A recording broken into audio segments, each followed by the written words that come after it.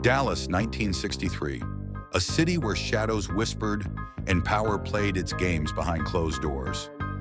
On the surface, the streets looked ordinary, families, workers, the daily rhythm of America. But in the underworld, nothing was ordinary. Connections stretched from Tampa to Havana, from quiet neighborhoods to smoky backrooms where deals were made and lives were changed. This is Santo Traficante Jr., the quiet Don of Tampa and Havana. A man whose name carried weight in two countries, yet remained a ghost to most of the public. You're watching Mob Truth. Don't forget to hit subscribe and join the family, because in this world, the truth is never simple. The headlines were shocking. The president had been shot in Dallas, and the whole country froze in disbelief. The news hit every front page, every radio broadcast, every television screen. America was in mourning. For most citizens, the story ended with the official reports. But in the underworld, stories took a different shape. Whispers traveled through smoky bars, through quiet restaurants, through the back rooms where the mob did business. Rumors turned into theories, and theories turned into legends. And in those hushed conversations, one name was repeated again and again: Santo Traficante Jr. He was not a loud man. He wasn't like the flamboyant gangsters of New York or the brutal enforcers of Chicago. He preferred shadows over spotlights. To many, he was just another face in Tampa, a man who blended into the crowd. But for those who knew the game, he was much more. Traficante carried the bloodline of power. His father, Santo Sr., had already built a base in Florida, running gambling operations that gave the family wealth and influence. But the son had vision. He saw beyond Tampa's small streets. He saw opportunities across borders, across oceans. While politicians and police wrestled with the shock waves of Dallas, Traficante kept his head down. He never shouted. He never bragged. He built slowly, carefully, brick by brick. His real strength was patience, the kind of patience that let him weave connections others could only dream of. Santo Traficante Jr. carried a legacy. His father, Santo Sr., had already carved out a piece of Tampa in the early days, building a network of bolita gambling, loan sharking, and quiet neighborhood rackets. The old man was respected, feared, and steady. But when he passed in 1954, the family torch was handed to Santo Jr. Many expected the younger Traficante to stumble. After all, Tampa was small compared to New York, Chicago, or Philadelphia. But Santo Jr. was not content with being a small-town boss. He saw Tampa as a starting point, not the finish line. By the time he inherited the empire, his vision was already clear. The future of organized crime wasn't just in America's streets, it was in Cuba. Havana in the 1950s was a gambler's paradise. Bright lights, jazz clubs, and casinos drew in tourists and high rollers from around the world. And behind those casinos were mobsters, Meyer Lansky, Lucky Luciano's old allies, and a collection of families from across the United States. The island was more than just a vacation spot, it was a gold mine, and Traficante positioned himself right at the center. He built relationships quietly. He wasn't the kind to storm in with muscle or flash. Instead, he used patience and charm. He befriended Cuban officials, bought influence with cash, and gained the trust of more powerful mobsters who recognized his reliability. While Lansky dreamed of turning Havana into the Las Vegas of the Caribbean, Traficante was the man who could make sure the doors stayed open and the money kept flowing. To the mob, that was priceless. By the mid-1950s, Traficante had become a key player in Havana. He controlled several casinos, including the Sanssouci, one of the most glamorous on the island. The profits were staggering. Millions of dollars flowed through the tables, and every cut made Traficante more powerful. But Cuba wasn't just about money, it was about connections. In Havana, Traficante could meet with mobsters from across the country on neutral ground. Deals were made over cigars and rum, alliances forged in back rooms where the air was thick with smoke. In those rooms, Traficante's soft-spoken style worked to his advantage.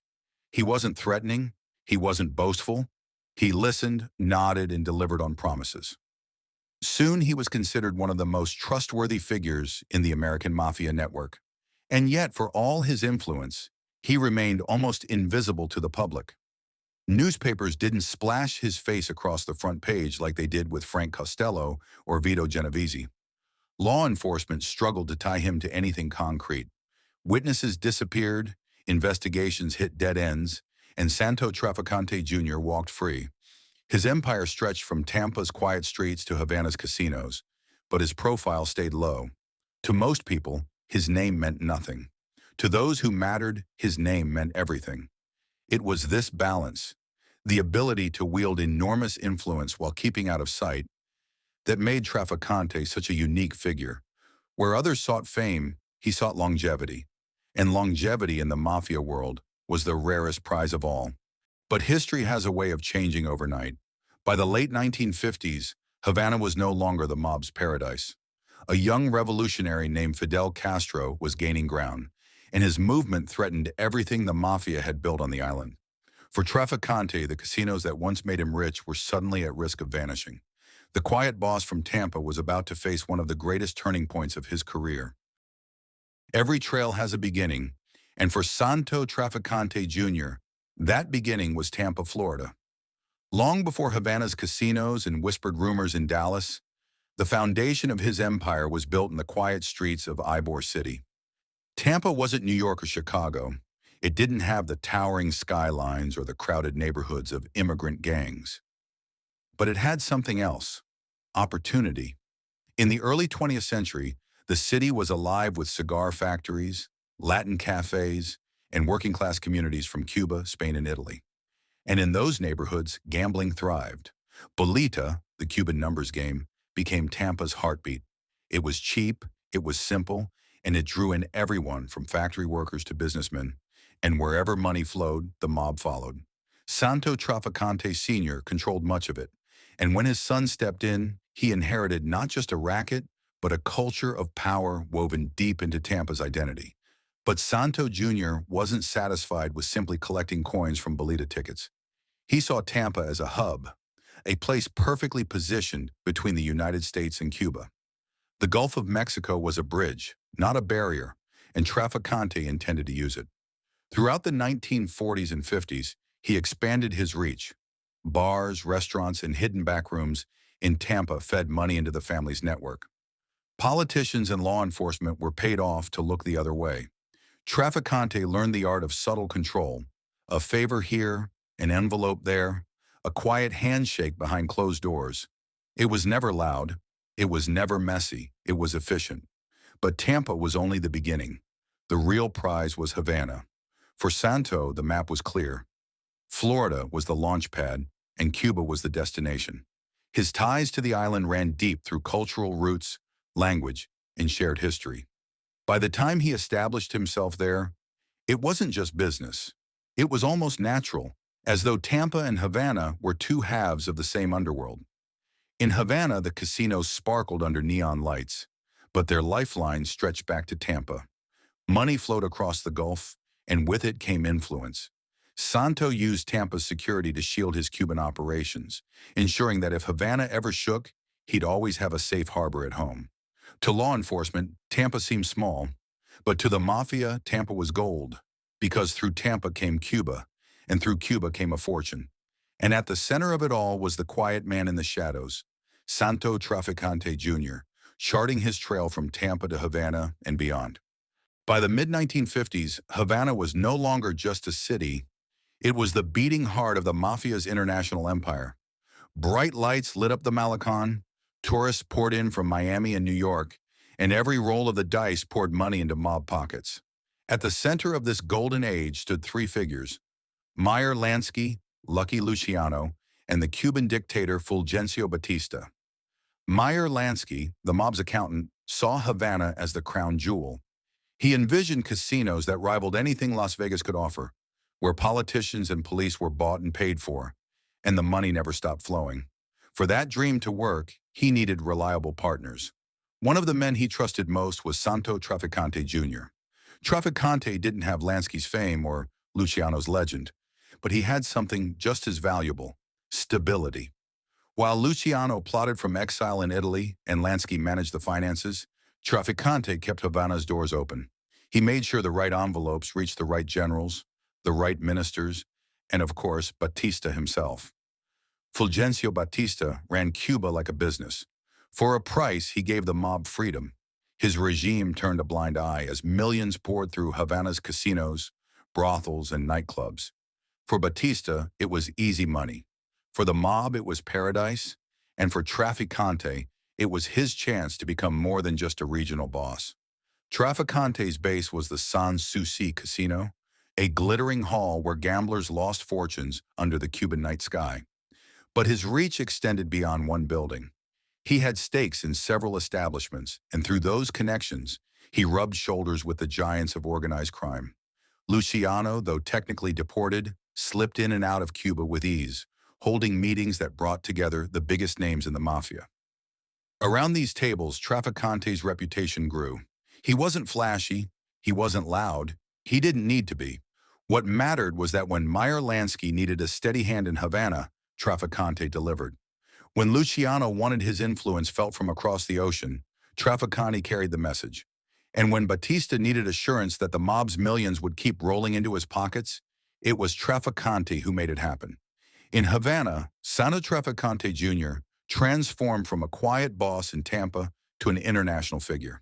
The casinos weren't just businesses. They were symbols of power, and his presence in them placed him alongside the architects of the modern mafia. It was a partnership built on money, secrecy, and control. But even as the champagne flowed and the dice rolled, the winds of change were blowing across Cuba.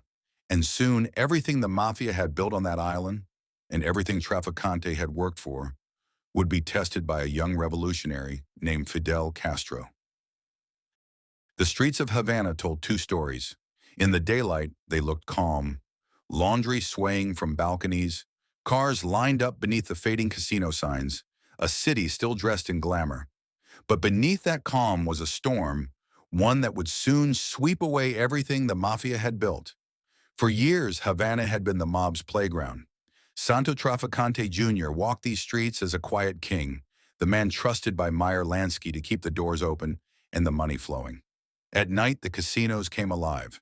Dice rolling, jazz echoing through the air, fortunes won and lost under chandeliers. But by the late 1950s, everyone knew change was coming.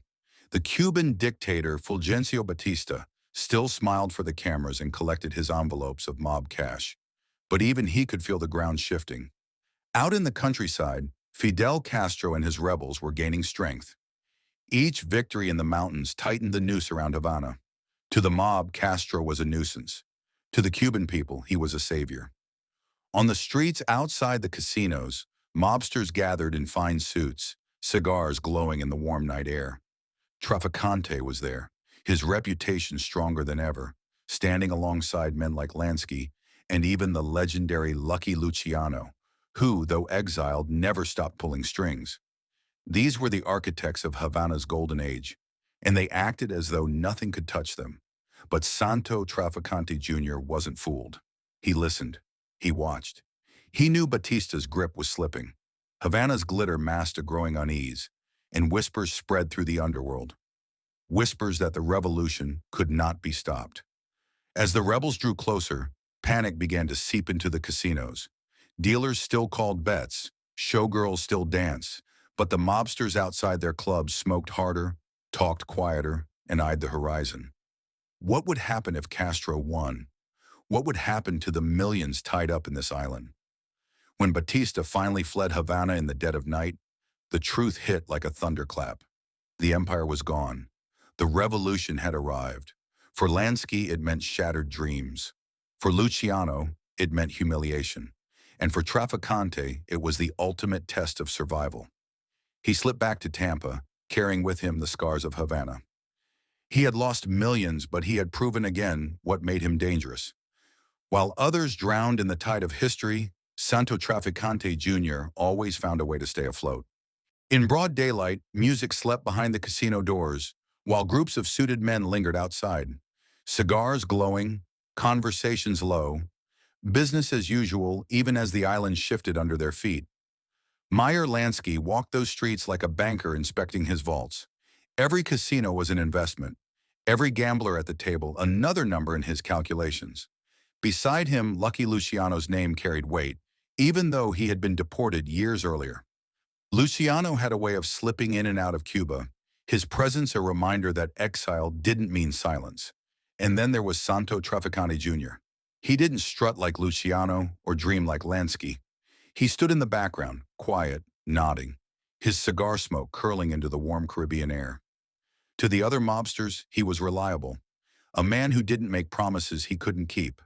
But as the men gathered in clusters, whispering outside the clubs, another name haunted their conversations: Fidel Castro. In the mountains, his army was winning battle after battle, pushing Batista's soldiers back with humiliating ease. To the mob, Castro was a problem money couldn't fix. No amount of bribes, no promises of partnership could turn him. He wanted a new Cuba, one without their casinos, without their influence. Still, the gambling went on. The Sans Souci, the Tropicana, the Riviera, they pulsed with music, showgirls, and dice. But the whispers on the streets were louder than the music inside. Batista's grip was slipping. The army's morale was collapsing. And the mobsters, cigar smoke drifting above them, couldn't ignore the truth any longer. When Batista finally fled Havana on New Year's Eve, 1959, the celebrations inside the casinos turned to panic. Dealers abandoned their tables, gamblers ran for the doors, and mobsters scrambled for their lives. For Lansky, it was the death of a dream. For Luciano, it was humiliation on a global stage. But for Santo Traficante Jr., it was something different: survival. He didn't wait for the revolution to sweep him away. He moved quickly, slipping back to Tampa before Castro's men could close in. He left behind millions, but he carried with him what mattered most: his freedom, his network, and the reputation of a man who could walk through chaos and still keep his name intact. On the streets of Havana, the cigars turned to ashes. The empire was gone, but in Tampa, Santo Traficante Jr. was already preparing his next move. History is never just what happens. It's what gets recorded, replayed, and re-examined. In the years after Havana's fall, Santo Traficante Jr.'s name began to surface in a different kind of theater. Not in smoky backrooms, but on film reels, in documentaries, and in the testimonies of government hearings. The camera became another battlefield. Politicians, investigators, and journalists searched for answers about who really held power in America's shadows. And time and again, when the reels rolled, the whispers circled back to the quiet boss from Tampa, Santo Traficante Jr. He had survived Havana, but now his name was entering the spotlight in a story much bigger, one tied to Dallas, Texas, and to an event that shook the world. In the days after Dallas, the world was stunned.